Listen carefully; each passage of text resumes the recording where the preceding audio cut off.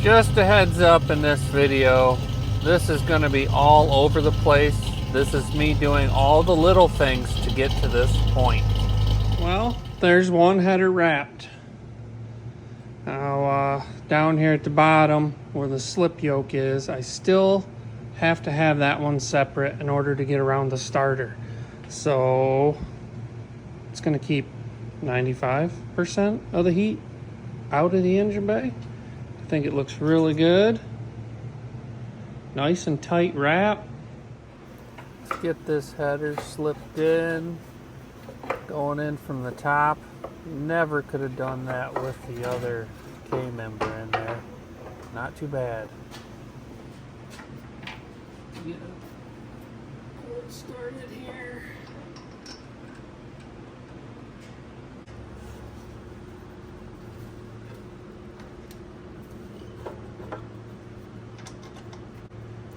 I'm just getting them started. I don't have the gasket in there or anything yet. Man, I just love the way that header wrap looks. Alright, rear end is full, all clean, painted, new diff cover, 2 quarts, and Motorcraft friction modifier for the clutches.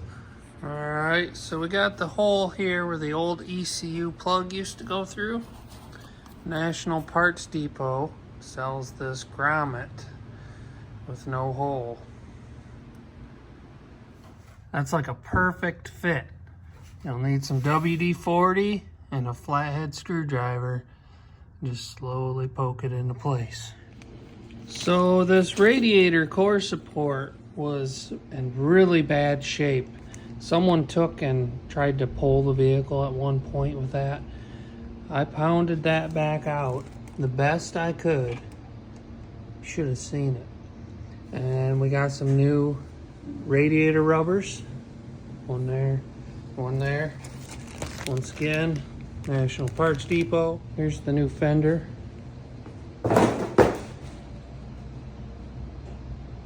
Looks really good. Looks like it's gonna fit. So, see, we got this right here curled up.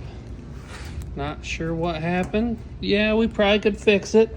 But then, there was a dent here. This whole section right here was caved in when I got it.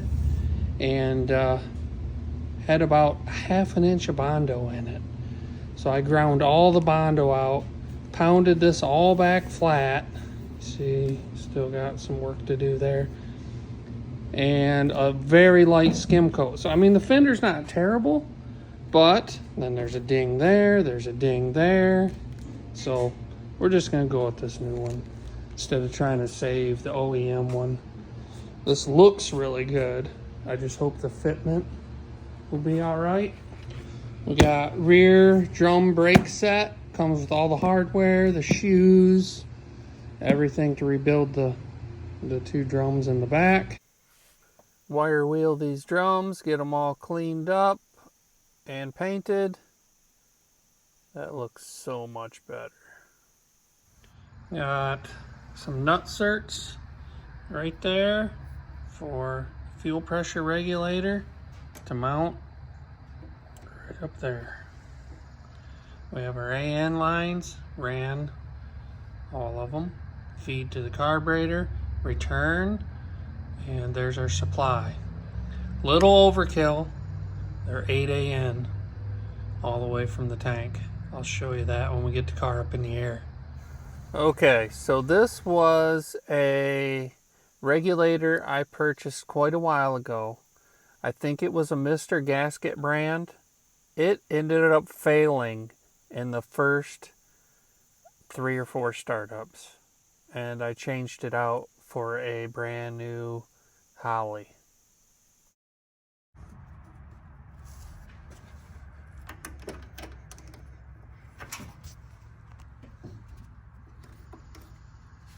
I got my super fancy AN fitting wrench.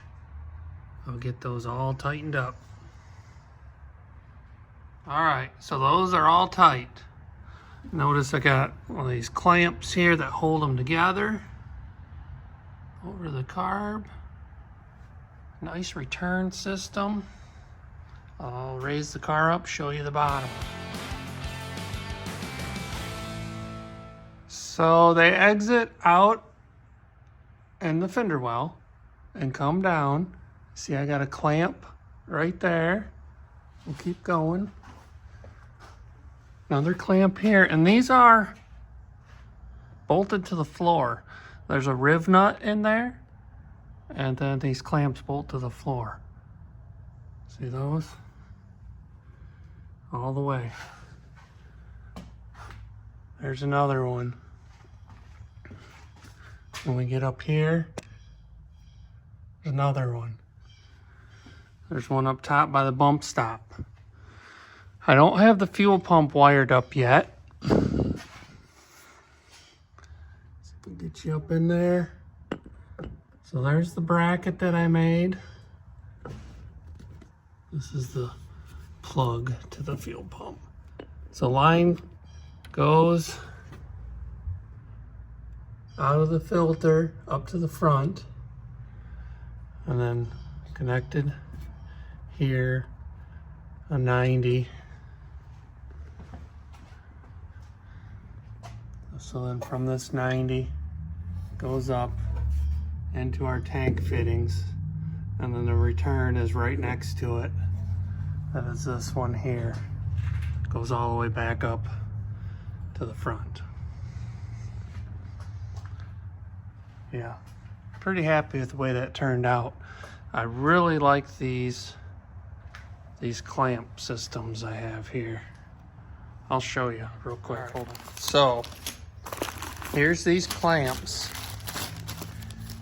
Originally, the way they come is where they're used just to hold the lines together. So they bolt together to sandwich. So this side is tapped, and this bolt goes through to tighten them down. Well, what I did was I drilled through the bottom one, so it's a straight, see that? And then I countersunk this 1024 Allen, so then I can put a nutsert in the body right here and be able to tighten this down to the body and clamp together the fuel lines. Because other words, you see people with these right here. These normally is what you see people using to hold their fuel line up. Another one, jeez. Yeah, they use this with a self tapper to the unibody or frame, and that's what's holding their fuel line up there. And I thought this looked, there's Penny. I thought this looked much cleaner, and it served the purpose, keeping lines separated, keeping them away from anything rubbing. Granted, I had to drill them all out and countersink that, because that's a bigger Allen than what comes with them originally. So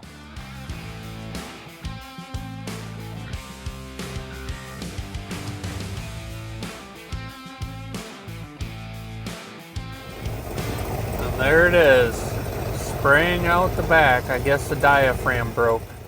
New Holley one installed. Originally should have just bought a Holley. Looks like a much better part, and it works good. Alright, so this is how I'm thinking about running the exhaust.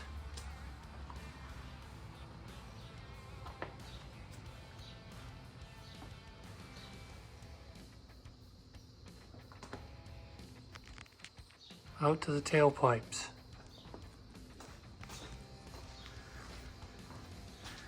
So tailpipes to the rear end, and it's perfectly flat at full droop. So the mufflers will hang down just as low as the part going underneath here. And the axle only can go up.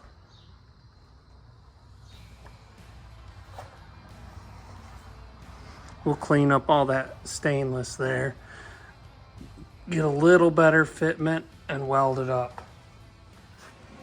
There it is, fully welded under the axle exhaust.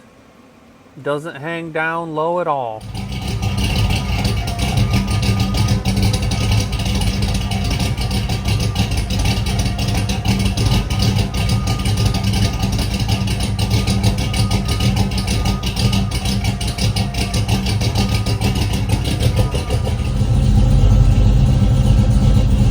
Got good oil pressure, 55 pounds. Rev it up, goes up to 75 pounds.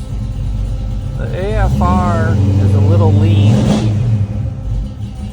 on idle. We can fix that pretty easily. So looking pretty good.